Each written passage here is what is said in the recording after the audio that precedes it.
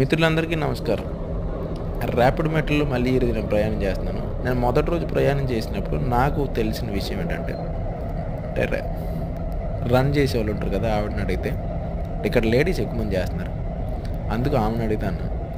ఆమె నాకు చెప్పింది ఏంటంటే 180 కిలోమీటర్ స్టాప్ స్పీడు, 160 వరకు ప్రస్తుతం రన్నింగ్ స్పీడ్ ఇచ్చారని చెప్పింది. కానీ అసలు ఎంత నడుస్తుందా అని చూద్దామని ట్రాక్ చేయడానికి అని చెప్పి చూస్తే 2 స్టేషన్ మధ్యలో ఢిల్లీలో ఆనంద్ విహార్ నుంచి అశోక్ నగర్ వరకు 118 కిలోమీటర్ల స్పీడ్తో వెళ్ళింది.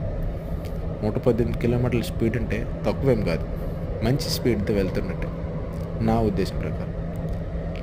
దీన్ని బట్టి చూస్తే ఒక విధంగా మనం దూసుకుపోతున్నామని చెప్పాలి. సాంకేతిక పరంగా భారతదేశం ముందుకు దూసుకుపోతుందని చెప్పాలి.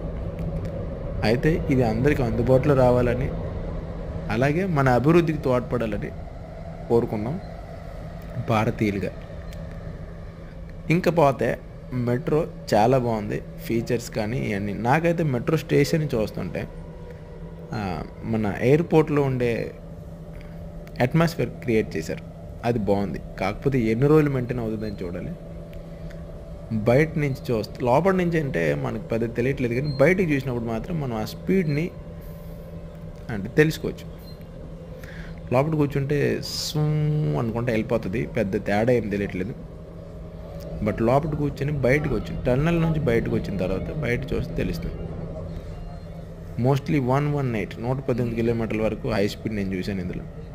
బయట చూస్తుంటే మంచి ప్లెజెంట్గా అనిపించింది. మీరు కూడా ఢిల్లీ వస్తే ఖచ్చితంగా ర్యాపిడ్ మెట్రో విజిట్ చేయండి, ట్రావెల్ చేయండి. అట్లీస్ట్ ఒక 2 స్టేషన్ల మధ్యలో మంచి ఎక్స్పీరియన్స్ ఉంటుంది. సో మీకు వీడియో నచ్చితే లైక్ చేయండి. ఈ వీడియో గురించి మీరు ఏమనుకుంటున్నారో కామెంట్ చేయండి. Thanks for watching.